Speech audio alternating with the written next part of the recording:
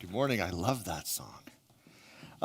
Today we're going to start off a little bit geeky because I am geeky and I'm running the show, so you guys are going to all be geeky. There's a term, Bader Meinhof. Anyone knows what this is?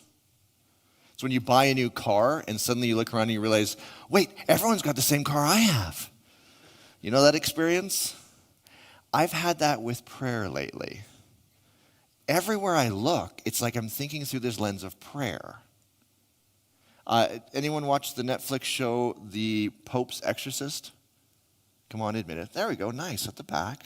I love me good religious horror. I love religious horror. Because as I'm watching this, and it's, what's his name? What's that guy? Russell Crowe, right? He's old and quite overweight, but whatever, he's still doing great work. He's the exorcist.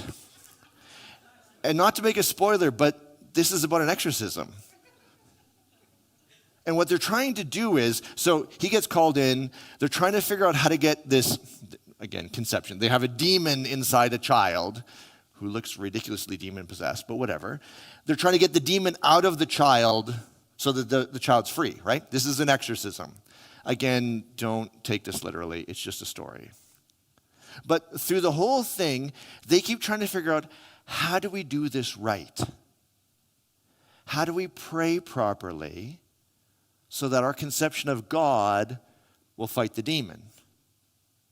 So they try something and the demon laughs at them and throws them across the room and they like bang against something and then they pull out a crucifix and it's like probably the wrong crucifix. I don't know, maybe someone didn't bless it properly. I don't know. Then they have like the holy water business, right? What they're trying to figure out is, how do I do this right so that some conception of God I have in my head will beat the demon and get it out of the child? For many, the traditional conception of prayer is tied to this. It starts in a paradox. We might have grown up, we might believe, we might still believe, we might have let go, we might never have had this belief.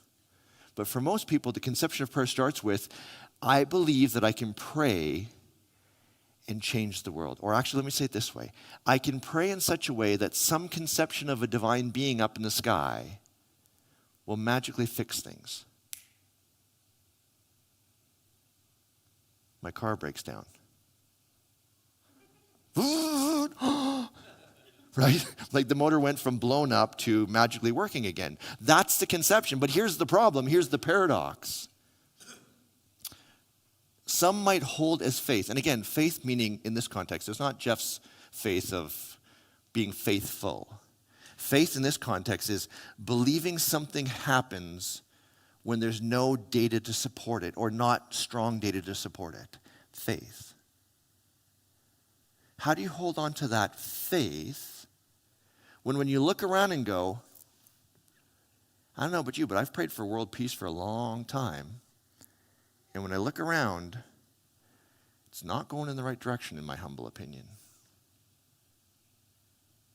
So for many, they've held this conception of prayer and a superbeing conception of God, but it doesn't fit with the world that they exist in. It's like, well, some people I've talked to the last couple of weeks, when I say prayer, they kind of do one of these. What are you thinking about prayer? You know, that kind of like, I don't want to talk about it because I don't have a clue what to say, but I think I'm supposed to believe it, but it's not seem to work. I don't even know what to do anymore. You know that answer? Some people just say, I've never believed in prayer. And I say, well, why not? And they just say, look around. Some people say, oh, I profoundly believe in prayer. And I said, well, does it work? They're like, sometimes. Some people said, no, I experience prayer working. Like, I don't know, I'm going to make this up, but like somebody was lame and now they can walk again. And I'm like, well, does it always work that way? And they're like, well, no, but that one is really profound. And so I hold on to this conception of prayer. For many, though, prayer looks like this. If I need to believe in that, and I have this paradox where it says prayer is supposed to work, but it keeps not working, I'm done. I'm just going to jump off the cliff of spirituality and be done with this. Because the reality is, remember, do you guys remember 2 weeks ago, I talked about my dad. Growing up, my dad was pretty sick, like death's door sick. Twice in our tradition, he went up to the front of the church. They would put some oil on their finger and they'd make a cross on his forehead and then they'd pray for him. It was supposed to work. It didn't work.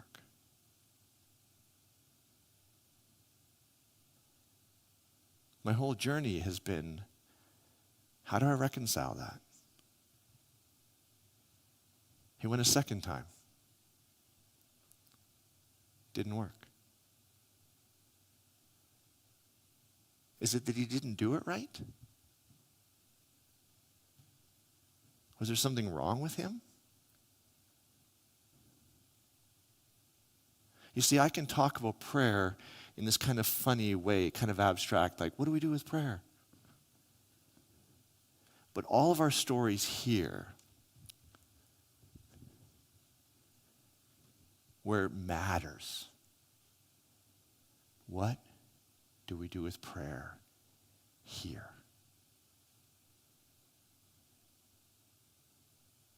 Story of a guy, they're having their first child. Doctor comes into the room. You can tell when the doctor comes in the room and they're not smiling after a baby's born, that's not good. They're like, your child has a hole in its heart. Within 8 days, 2 major open heart surgeries. He's like, I didn't believe in prayer, but I didn't know what else to do. It was Hail Mary time. I was like, whatever, maybe this could work. Promised everything. I will do whatever you want. Kill me instead. In fact, take my life, kill me so you can save my kid. Maybe that'll work.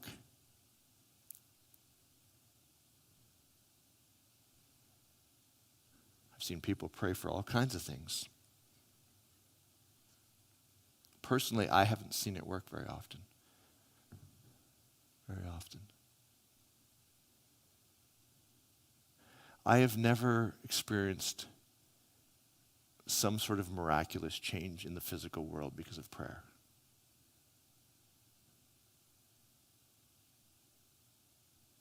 What do we do?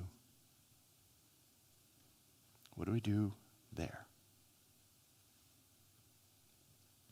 Now, I know people will say to me all the time, but Vince, I have a way to solve the paradox.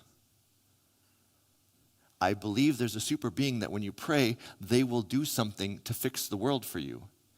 But I also see that it doesn't happen all the time. And so they'll say things to me like this, okay, but no, but God sometimes says no. Like, okay. You saw the hesitation in me because I'm going, why no there? Okay, even take my dad out of it. He was like 40 when this happened. He's old.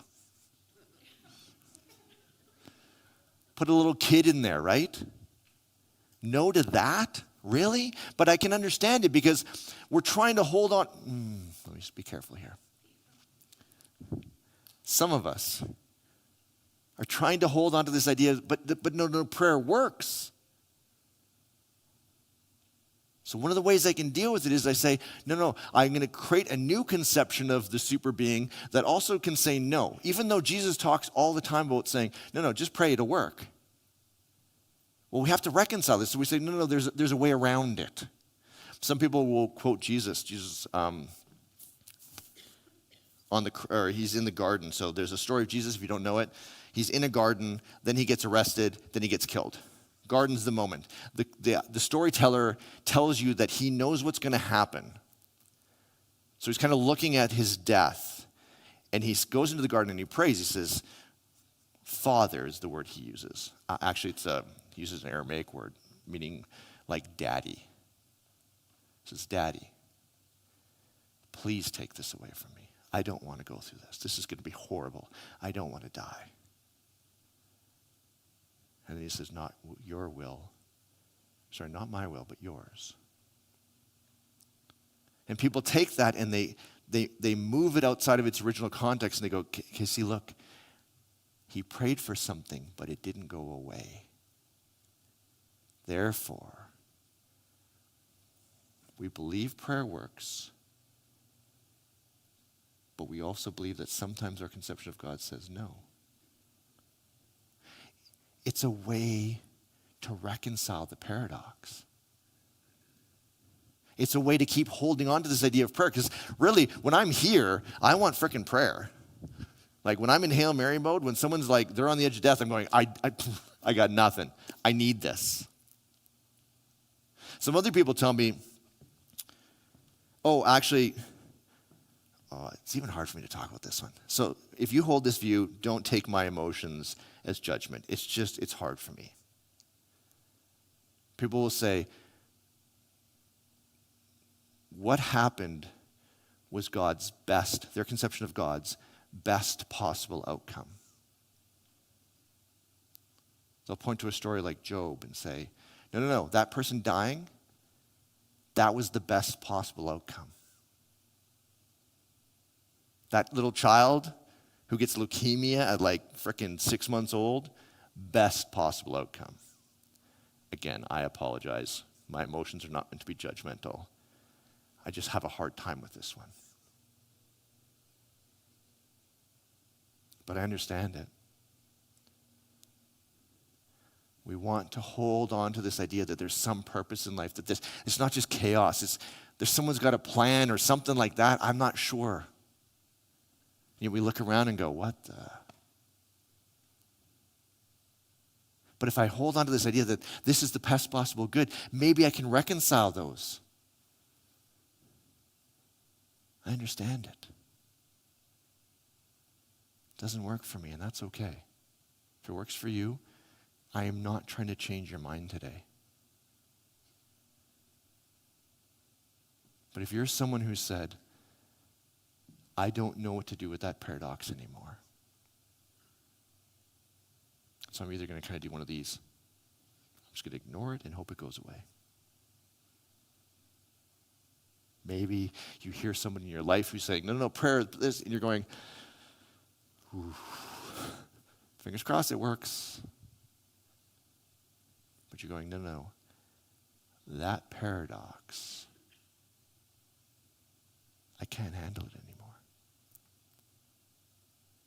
If you think this is your only option, you have to believe a super being can change the world, and yet you look around and you experience things not happening the way they seem like it should, if that was the case. If that paradox is too hard for you and you're going, no, I'm just giving up on it, we want to tell you there is another way to do this. It's not the right way. It's just another way. I want to say that again. It's not the right way, because I don't believe there is right ways in spirituality. It is an alternate way that doesn't demand that you say, no, God said no. I conceive of a God said no. Or I conceive of a God who has all sorts of bad things and goes, no, that's the best possible good in the world. Those are not your only two options. There's a third. Jeff and I talked about the last 2 weeks. Can you throw up the new definition of prayer for me, Esmond?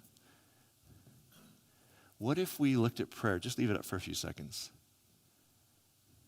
I'll read it in just a second. But what if we see prayer not just as getting a super being conception of God to change something physically in the world? What if it's more than that? I'm not saying it can't be that. I'm just saying, what if it's more than that?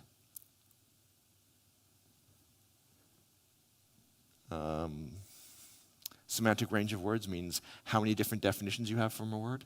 Today we're widening out the semantic range of this word. Prayer can mean getting a super being to change the world. But it can also mean the earnest desires of our hearts.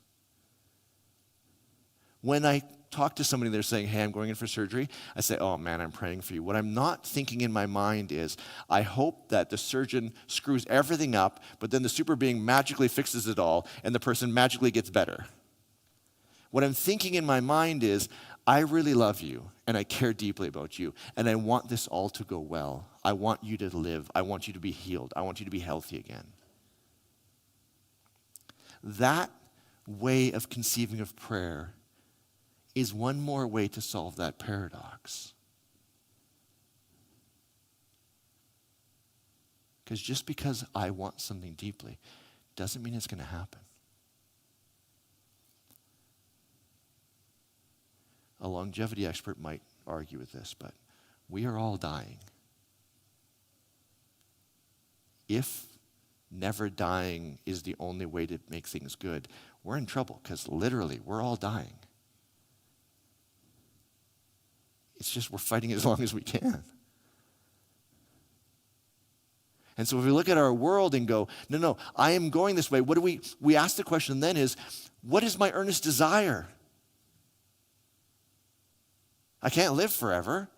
Well, at least I haven't figured that one out yet. I have never seen anyone get the superbeing conception of God to make them live forever. So the question I have to ask myself, and the question I want to put to you is, how do you want to live? What is the earnest desire of your heart? Now, if you missed last week, go back and listen to it. Because Jeff took this new semantic aspect of the word prayer, and he took it to a whole new place. It started this one moment in his life. He comes home, and his wife's at the door, and she's not looking good. Well, she looks good. Sorry, Kathy. You look wonderful, of course.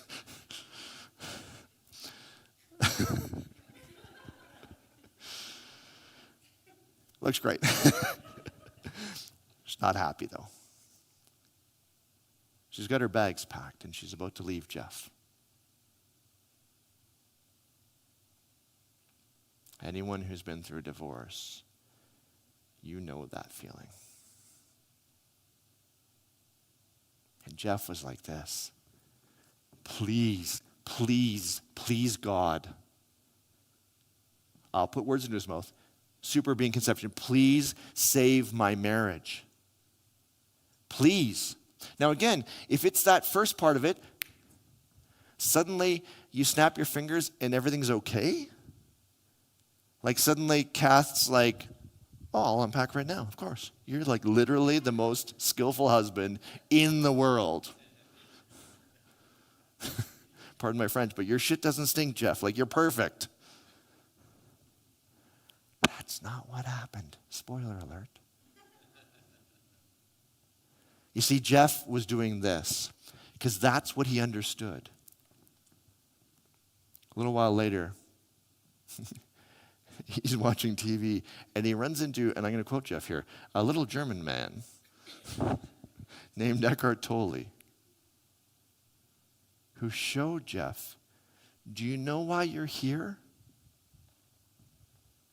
Do you know why your wife has her bags packed and said, I'm done? Because you're not being really skillful right now. Jeff called it an epiphany. He started to realize, no, there's parts. Remember, we've been talking about parts inside of us? There's a part of you. Can you throw up the relational model for me? I'm going to put it through our model. There's a part of Jeff, and he's been very open about this, that's they-focused, a beautiful skill to have. But when it's too much, he kept focusing on them. Someone say, hey, can you help me tonight? Yeah, of course. Hey, can you run this course tonight? Yeah, of course. Hey, we're going out to do some cool stuff. We're having a birthday party. Will you come celebrate someone? Yeah, of course. Beautiful things. But what he did consistently is say no to his wife.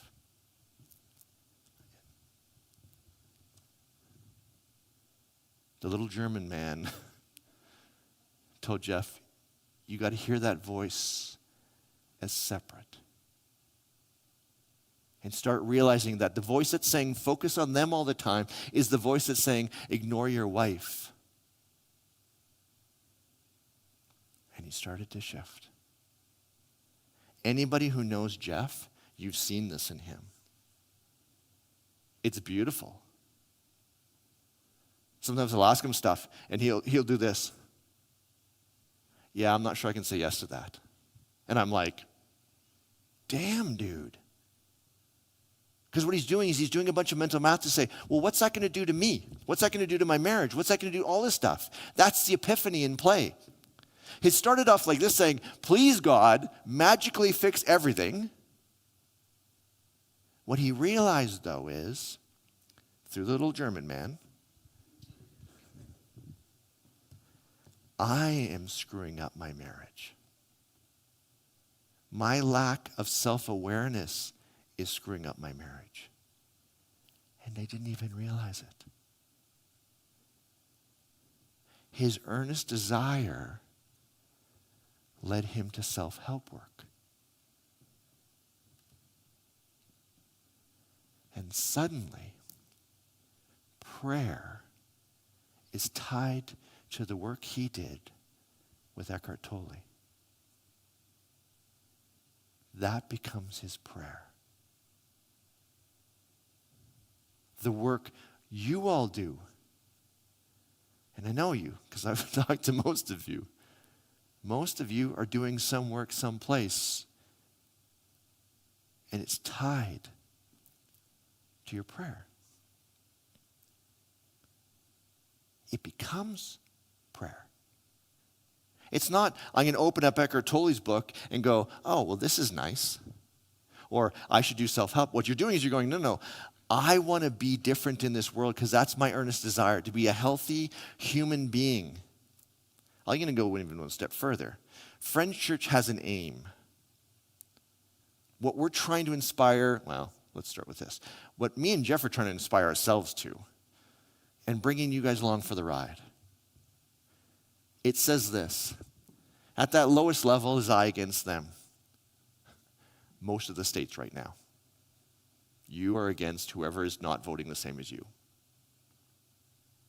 We say, no, the spiritual journey, the aim of our spiritual journey, it's not all spiritual journeys, just the aim of the Friends Church, is to move us up this model. From I against them to we. I was just talking to someone. We're saying, when we're in we in our core relationships, it's insane how much energy that gives us. We realized in the I against them, in the war, it's just freaking draining, isn't it? You move into we, you create healthy relationships that are reciprocal, that are beautiful, where you know each other and you're doing this dance. It can be with your partner. My wife's sitting in the back of the row here. I can feel it when we're in tune and we're in we. The other day, I screwed up. It happens, I know, surprising. She's like, we have an agreement about this. I was hungry. I had just been dirt biking for 4.5 hours. I was exhausted. Someone stole my extension cord on my truck, and it was just like the one last freaking straw. And she's like, dude. And I was like, honestly, babe, I literally can't talk about this right now because I am so against anyone. You don't care. The cat, I'm against you, cat. I don't care what you did. I'm against you. I can't get to we. About an hour later, I had enough food in my stomach. I was like, okay, now I can be in we. Okay, let's talk about this. What's going on? Yeah, I did that. I apologize. But what happens when you have a beautiful we is you can go above that and you can start giving to people with no need for reciprocity. A neighbor, oh, here, let me bring you over some lunch. Someone was in the hospital this week. He's like, I just sat and smiled at people. You know what they don't do in the hospital very much? Smile, because everything's shit there, right? He's like, I just smiled at people. Did they answer him back? Some of them didn't. Just taking water. Giving out from us to make the world a better place. It's beautiful. It's not the only aim that spirituality can be, but it's Friends Church aim. It's where we're pointed. It's where all this work is tied, including prayer. Because we ask ourselves, which way am I going? What's my earnest desire of my heart? Is it aimed upwards? Or am I praying for the destruction of my enemies? Take a second for that one. Because you know you're doing it. That guy on the road who cuts me off, oh, I'm praying. There's no we there. We were watching a show. This girl has this power in her mind to kill people, just her mind. And in my wife's, we go like this. It means like, I use my mind to kill you. So now everyone's like, in my mind, I'm doing this to people. And I'm like, oh, Vince, come on. You teach this stuff. You know better. But it's in us, isn't it? But spirituality, this whole journey, Friends Church, is trying to inspire me to go up this thing. Up this model. Jeff was going from I against them, right? This will end. This marriage will end. They've been together now. Jeff, how long have you guys been together? 34 years. That's the power of an earnest desire coupled with self-awareness. That's the power of we. I literally couldn't have said it better myself. Okay. Much as Jeff's story is beautiful and profound, and in those kind of moments, it's one way to see this. But what about those times like my dad's? Self-awareness isn't going to solve that one. What happens when I look around and go, wait, my friend who I just care deeply about just lost their job? My self-awareness isn't going to solve that one. Sure, it can deal with a lot. It doesn't deal with sickness. It doesn't deal with all kinds of physical problems. When we look at acts of God, it's stuff that doesn't deal with, right? The fires in the States. What do we do? What kind of prayer works? That's when we do the I have faith that the superbeing conception of God will somehow solve this. And even though it's maybe didn't happen the way I thought it was going to happen or ever happened, I'm going to hold on to that because I need it. Remember a couple weeks ago we did a series from a guy we called Sensei James? If you haven't heard that one, that guy's, he gets me going. He has this line that I think is going to tie into prayer, but I have to go kind of around and I'm going to come right back to prayer. So just give me 2 minutes. I'm going to read you a quote. Can you throw it up for me, Esmond? What good is it, my brothers and sisters, if you can say you have faith but do not do anything physical? Can your faith save you? If a brother or sister is naked and lacks daily food, and one of you says to them, go in peace, keep warm and eat your fill, and yet you do not supply their bodily needs, what is the good of that? So faith by itself, if it has no physical support, is dead. Sensei James. Just giving us the boots, right? Remember we talked about the paradox of prayer? Faith, not fidelitas, not faithfulness. Belief that something will happen even though we have no data to support it. That's one semantic range of prayer. I can replace faith in that quote with traditional prayer. Can you throw up the next one for me? This is a Vince paraphrase. What good is the traditional conception of prayer if you do nothing physical to help? If a brother or sister is naked and lacks daily food, and one of you only offers the traditional conception of prayer for help, and yet you do not supply their physical needs, what good is that? So traditional conceptions of prayer by itself, if it has no physical support, is dead. Ouch. Ouch.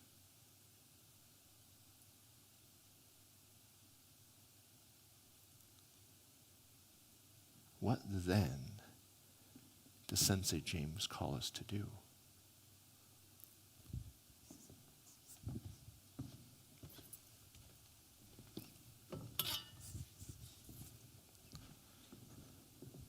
Grab a shovel.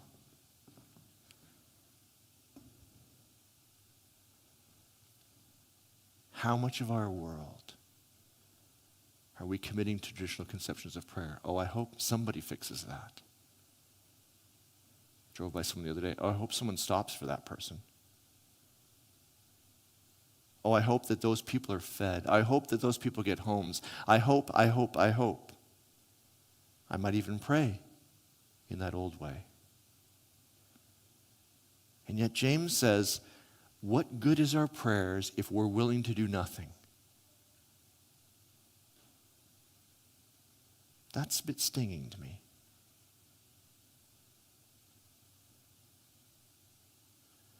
how then do we look at the world around us?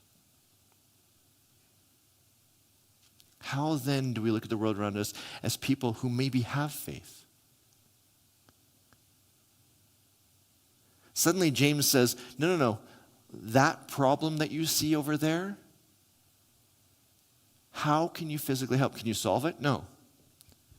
My dad is still sick. There is nothing I can do to solve that. I'm really hoping that the doctors with all their education can. But what can I do?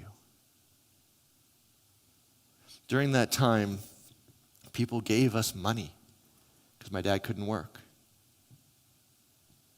Many Christmases were funded with the donations of people who saw prayer in this way. What can I do to make my earnest desire more real? Faith in a paradox.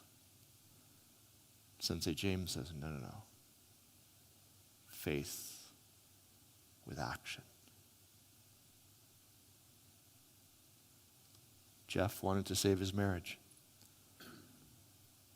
Could have just sat in a room and prayed. Instead, he took action. Jeff has been doing work studies and talking about this stuff for years to inspire other people to take action. Half of what we talk about on stage is how to be better human beings so that we can take action in a skillful way. Every year when I do my taxes, one of my favorite parts is not to see how much I owe the government. Not awesome. But again, roads got to be built. It's seeing where I donated money to charitable causes.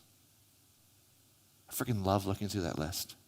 And it's usually all my friends, everyone. Someone's raising money for cancer. Oh yeah, I got to be a part of that. Alzheimer's. Oh yeah. MS. Yeah.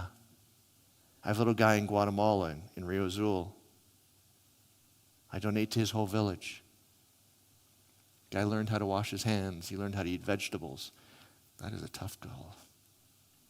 He's taller than any of the generations that's come before him because he's finally got some nutrients in his body.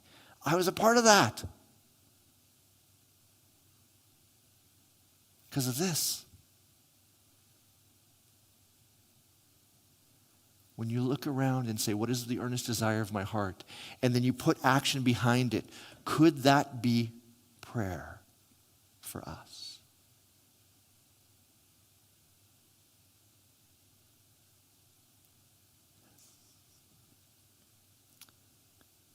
When I think about prayer now, I don't often go to the conception where I get a super being to do something magical. When things are really bad, I do. Because I don't know what else to do. It's a Hail Mary. But most of the time, it's this. And now, it's a moment where I say, me and my wife are, she's going, Vince, you screwed up. You didn't follow our agreement.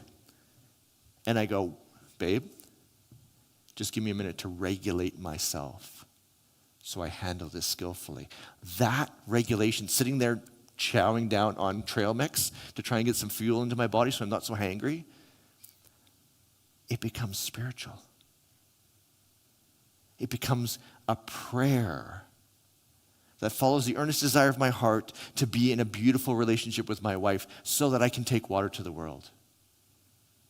Could you see all the things you do, not as just, I got to do this. Oh, it's self-help. Oh, I'm going to help because I'm a bad person. Or I'm not going to piss off the super being conception of God. What if you said, no, this is in alignment with my earnest desire, and therefore, this is prayer.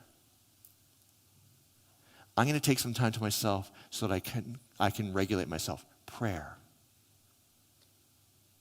I'm going to go see my therapist as prayer.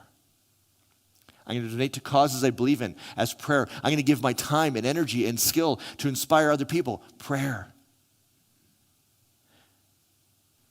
Do you see how beautiful that is? Alessandra sent me this song this week. At first I was like, sorry, Jewel? Like old school yodely Jewel? And she's like, yeah. And I'm like, Googling the lyrics, and I'm like, holy crap.